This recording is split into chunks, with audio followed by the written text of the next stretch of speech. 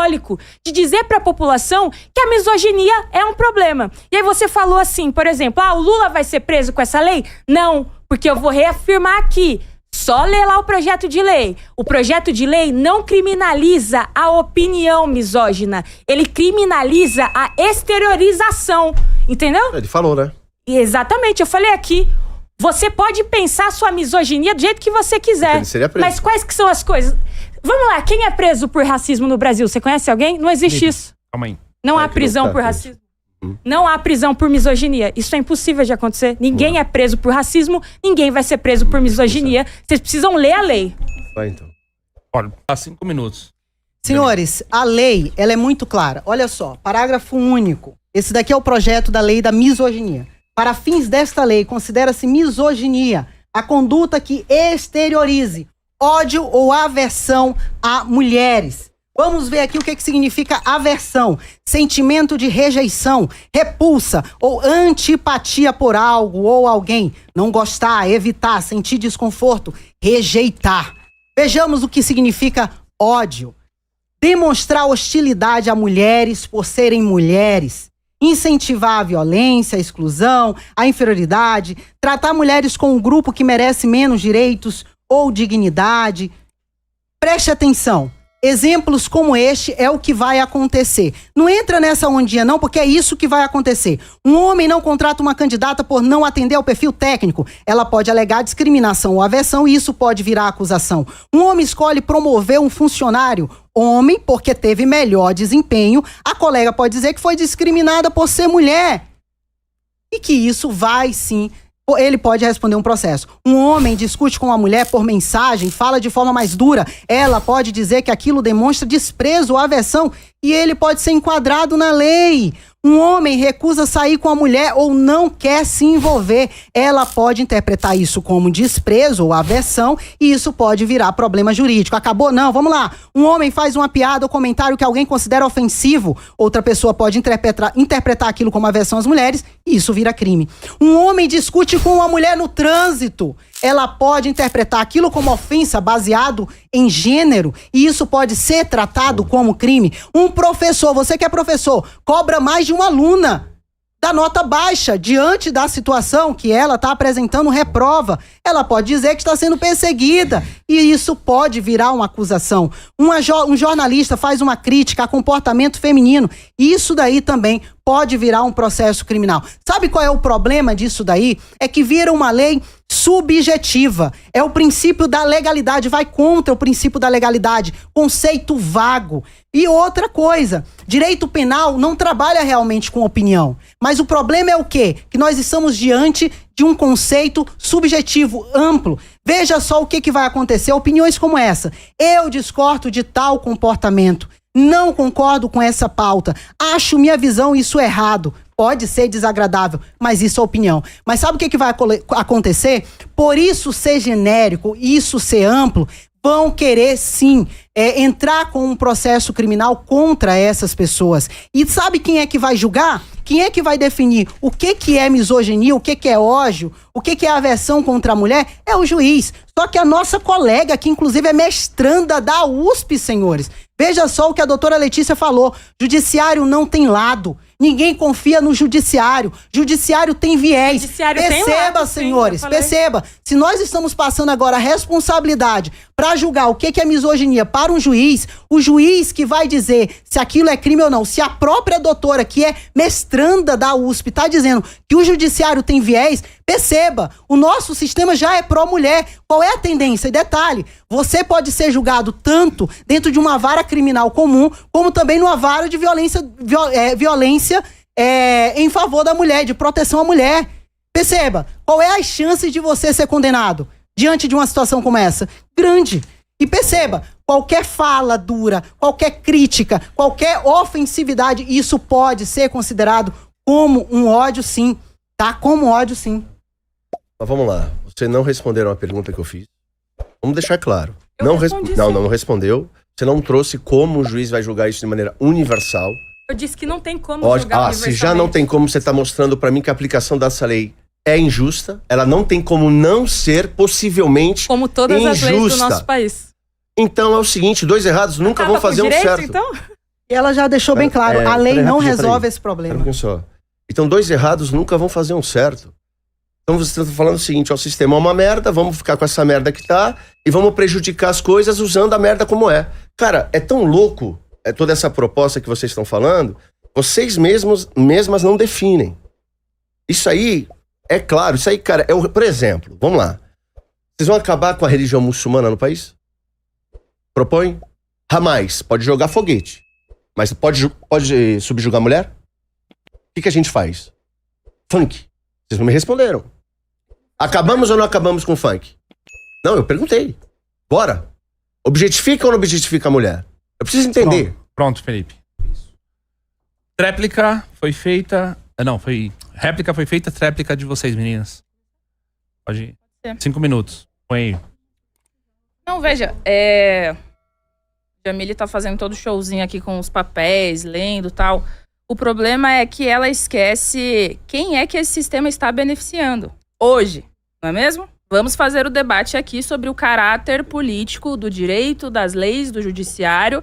Quem é que são as pessoas que hoje não estão sendo punidas diante de coisas que fazem? Gente, o direito, o judiciário, as leis, o Estado burguês, eles servem a uma classe, que é a classe dominante, que propaga e perpetua os valores racistas, misóginos, machistas, LGBTfóbicos, preconceituosos. É por isso que nós temos apenas uma mulher no STF. É por isso que a maior parte dos juízes são homens. Então vocês estão falando que todos esses casos aí que vão hipoteticamente ser julgados, que a Jamile leu, que serão avaliados por homens, serão todos julgados em favor das mulheres? Estranho, não é mesmo? Porque é uma instituição que até hoje tem um outro componente de gênero. Veja, vamos debater casos reais, concretos. Maria da Penha, foi citado aqui. Maria da Penha passou 19 anos denunciando a situação de violência que ela sofria. Sabe quantos anos o agressor dela ficou preso? Não chegou a ser 3. Olha só, né? Quem é que está sendo beneficiado pelo sistema? Vamos falar de outro caso muito grave? Mari Ferrer. Mari Ferrer tinha um calhamaço de provas para comprovar a violência sexual que ela sofreu. No entanto, toda a prova, inclusive o material genético na roupa dela, foi questionada. Nada nunca era suficiente para ela ter o discurso dela validado. Nada nunca é o suficiente. Essa é a vida real. Se você é uma mulher que já precisou ir numa delegacia da mulher, você sabe o que é a vida real. Não existem delegacias das mulheres. Em menos de 10% dos municípios do país existem delegacias especializadas para atender. Quem é que está sendo beneficiado, Jamile? São as mulheres que estão sendo beneficiadas ao não ter estruturas específicas para elas poderem relatar a situação que elas sentem? Quando elas chegam lá, elas são deslegitimadas, revitimizadas. A maior parte dos casos não chegam a ser relatados numa delegacia da mulher. Então, antes de você falar desses casos aí que você tá pegando, fazendo showzinho com papel, você precisa falar da vida real, da vida como ela é, da situação como ela é, do judiciário como ele é, da delegacia como ela é, da situação de violência que a mulher sofre como ela é, de casos concretos de violência absurdas que aconteceram como eles são. A menina de 12 anos, que foi chamada de esposa de um cara de 34 anos, a Tainara Santos, aqui de São Paulo, que teve as 2 pernas amputadas e depois faleceu, a amiga da Tainara, que menos de um mês depois faleceu também, a PM agora, do batalhão, que foi morta pelo seu companheiro, que disse que ele era o alfa e ela era beta e depois deu um tiro na cabeça dela. Esses são os casos reais. Quem é que está sendo beneficiado?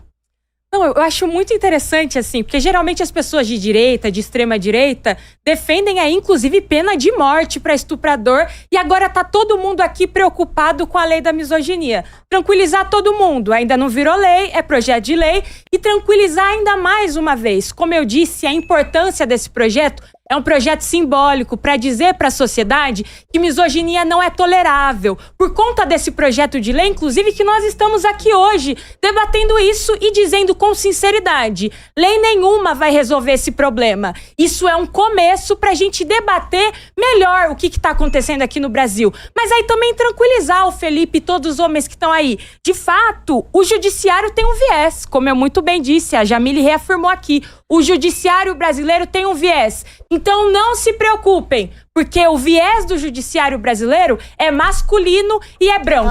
É licença. Isso. Com licença mesmo, porque assim, fazer faculdade de direito qualquer um faz. Ler as leis, citar as leis aqui, qualquer um faz. Mas há uma série de pesquisas que demonstram: o judiciário brasileiro é masculino e branco. E você aí que tá em casa, que trabalha mais de 8 horas por dia, sabe? Que mora longe, você sabe muito bem disso porque você não confia no judiciário. A juventude negra que mora lá na Brasilândia, vocês sabem que toda lei tem viés. Agora os masculinistas estão descobrindo o mundo, mas toda lei tem viés. A pessoa negra, o jovem negro lá na Brasilândia, se estiver com uma verdinha na bolsa, ele vai ser preso. Agora o playboy lá na frente do Mackenzie pode fumar o que quiser na frente da polícia e nada vai acontecer. Porque o judiciário tem viés. Agora eu quero que vocês me respondam.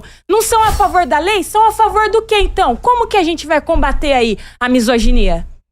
Ponto. Vocês têm 5 minutos para pergunta. Quer reformular sua pergunta para eles? Pode ser, na verdade é uma outra pergunta. É a vez de vocês agora. Pode. Não é a mesma pergunta, porque a pergunta aí, né, sobre o que eles propõem, a Mandy já fez na primeira rodada e não souberam responder. A minha pergunta aqui é outra, né? A gente trouxe aqui uma série de dados ao longo desse debate. A gente mostrou, primeiro, que o judiciário tem viés, o judiciário representa uma classe, que é a burguesia. Isso de uma série de aspectos, a começar pelo salário altíssimo dos desembargadores, dos juízes, que é um grande absurdo. Ninguém concorda com um salário de mais de 30 mil reais com dinheiro público. Ponto. A gente também discutiu aqui que a violência contra a mulher, ela é muito mais presente, sim, entre as periferias. E sabe por quê? Porque as mulheres, elas não têm dinheiro para sair de relações abusivas. Inclusive, há uma pesquisa que comprova que a grande maioria da violência contra a mulher é contra mulheres negras. Entre 2021 e 2024, saiu um estudo que mostrava que o feminicídio entre mulheres brancas teve uma ligeira queda, na verdade. Mas o feminicídio contra mulheres negras teve um aumento. Como eu e a Mandy trouxemos aqui, a gente nunca achou que a solução para esse problema é a lei. A importância da lei é simbólica para a gente debater algo maior. E qual que é esse algo maior aí? A gente tem uma pesquisa, né? O Felipe perguntou, né? Porque no governo Bolsonaro aumentou os casos de feminicídio, todo mundo culpava ele, agora ninguém culpa o Lula. Porque como a gente também faz esse debate, o problema vai para muito além de governos. Não à toa, nenhuma de nós aqui é fã do Lula, não. A gente faz muitas críticas a isso. Durante o governo Bolsonaro, o índice de feminicídio começou a crescer, sabe quando? Durante a pandemia, em que muitas mulheres perderam seus empregos, tiveram que ficar mais tempo em casa, então mais suscetíveis à violência doméstica. Tem relatos de mulheres que chegavam em casa depois do trabalho delas, o homem pedia para elas fazerem janta, elas não faziam porque também estavam cansadas do trabalho e elas eram agredidas por isso. Sei que todo mundo aí que mora também na periferia, todo mundo que não tem papai e mamãe para sustentar, sabe muito bem que na nossa realidade isso infelizmente é muito comum. A gente tem mães, tias, irmãs que trabalham fora e que tem que voltar para casa e fazer mais um trabalho. Porque é isso, o salário hoje no nosso país é extremamente insuficiente para que a gente consiga ter uma ajuda paga dentro de casa, para que as mulheres que saiam para trabalhar não tenham que voltar para casa e trabalhar mais. Por que eu estou dizendo isso aqui? Porque o problema não é só a nossa falta de leis, não é aumentar a pena. O problema tem a ver com a condição objetiva das mulheres. A vida de ninguém tá boa hoje em dia. É o que a gente sempre fala, essa ladainha de que agora todo mundo come picanha, todo mundo tem dinheiro para comprar cerveja. Não é verdade. A vida do brasileiro, e mais do que no Brasil, né? Todos os países aí do sul global, todos os países pobres, a vida de ninguém está boa. Quem é imigrante, mesmo nos países ricos, a vida de ninguém está boa. A gente está trabalhando muito para ganhar pouco. É só virar para um motorista de Uber, o cara trabalha mais de 12 horas por dia para ganhar o mínimo para sobreviver. Por que eu tô falando tudo isso? Porque eu acho que as causas da violência contra a mulher são muito maiores do que dizer que o homem é mau, tal. É mais do que isso. Eu sei que é mais do que isso. Eu queria perguntar pra vocês. Qual que é o motivo? Por que tá aumentando o número de feminicídios? De onde vem isso? Qual que é o problema? Por que o número de feminicídios tá aumentando nesse momento? Posso ir? Bom, De novo, vou responder a sua pergunta, mas mostrando para vocês que vocês não falam nada sobre as pautas que eu trouxe aqui. Não falaram, por exemplo, sobre a religião muçulmana, sobre o funk, não falaram sobre o sertanejo, não falaram sobre a religião cristã. Tudo ponto de vista, tudo opinião, que é externalizada nas igrejas, nos púlpitos, nas praças, enfim, há mais de séculos, milênios. E eu queria entender com vocês, vamos acabar com eles? Segundo, de novo, Mandy, você é uma defensora do Hamas. Bom, é o seu direito. É o seu direito, mas o mesmo Hamas objetifica e oprime as mulheres. Eu queria entender. Hamas é bom ou ruim? Então são coisas muito loucas assim que eu não consigo entender. Outra coisa que a doutora falou. O direito é desigual. A classe burguesa. Em que país vocês vivem, pelo amor de Deus? Tudo bem, os juízes são a burguesia? Claro que são. Mas 90% desse país vive com 3 mil reais a família, porra. Mas então... É um absurdo. Ótimo, é um absurdo, exatamente. Sim. Agora, qual é o viés se todo mundo é pobre? Caralho, quem vai ser julgado? A mulher preta morre mais. É verdade. E quem mata mais? É um homem negro? Você acha que é? Não, tô te perguntando. É a maioria na cadeia? São eles que matam mais? Eu não sei. Se um branco matar uma mulher... Que vá preso pro inferno. Não vai acontecer. Que vá, lógico que vai. Aí, eu acho interessante da sua parte, você relativiza a lei. A lei, ela tem que ser posta. E ela tem que ser operada de maneira igual. É isso que eu estou defendendo. Vocês estão propondo vocês estão propondo uma lei desigual. Todas as leis são Ou seja, então vamos continuar com o problema. Vamos multiplicar eles. De abolir e aí tem outra questão interessante. Vocês não responderam. Aponte qual lei já não é vigente que defenda a mulher de maneira plena.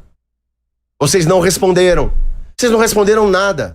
Vocês só ficam atacando espantalho. Tudo que a doutora colocou ali como modelos e exemplos possíveis são reais.